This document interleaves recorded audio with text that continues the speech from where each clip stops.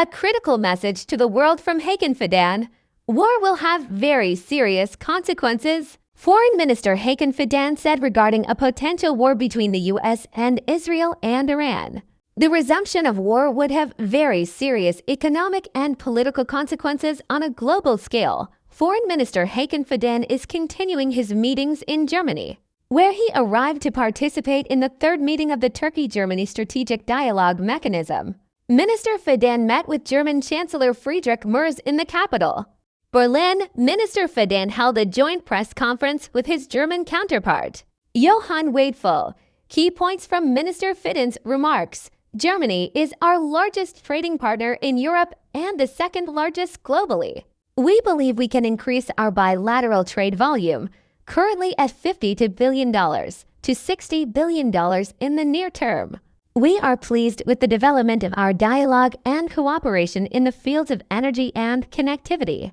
In particular, we aim to jointly implement concrete projects in the renewable energy sector.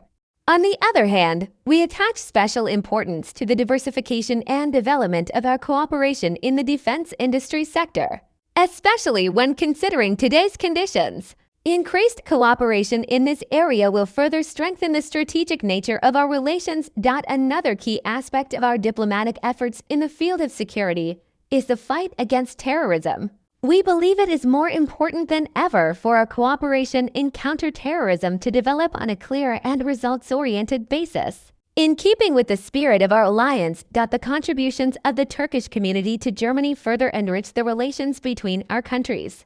On this occasion, I would like to convey our greetings and warm regards from our homeland to our valued brothers and sisters through you. The strong presence of the Turkish community in Western Europe demonstrates that our partnership is deeply rooted not only at the state level, but also among our peoples. You are our largest trading partner in Europe and the second largest in the world. We believe we can increase our bilateral trade volume, currently at $50 billion, to $60 billion in the near term. Call for EU membership are fundamental. Expectation from the European Union is that relations with Turkey and our EU accession process be conducted independently of political motives. It must be acknowledged that the spirit of the times necessitates that Turkey-EU relations be addressed on a more realistic, strategic, and results-oriented basis. We must engage in strong cooperation across numerous areas, ranging from regional security in the fight against irregular migration to energy corridors and counterterrorism. The U.S., Israel, and Iran war key will continue to make every effort to bring this war to an end on every possible platform, just as it has done from the very beginning. Another important issue we had the opportunity to address was the conflict between Iran, the United States, and Israel. It is in the interest of the entire world that this major crisis be resolved through diplomatic channels as soon as possible. As Turkey, we continue to contribute to Pakistan's mediation efforts. Our priority at this moment is to maintain the ceasefire.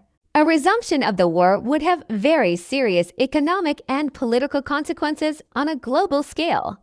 We wish to believe that both Iran and the United States are aware of this risk and possess the necessary will to reach a lasting agreement.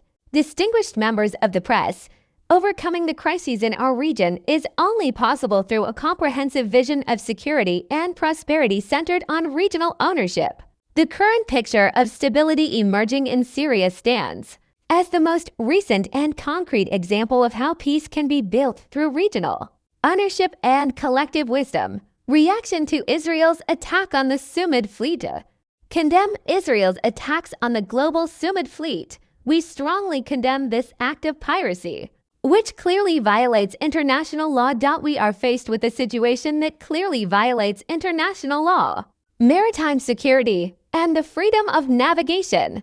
As you know, the term for this in legal literature is piracy. The safety of all activists participating in the flotilla is our top priority.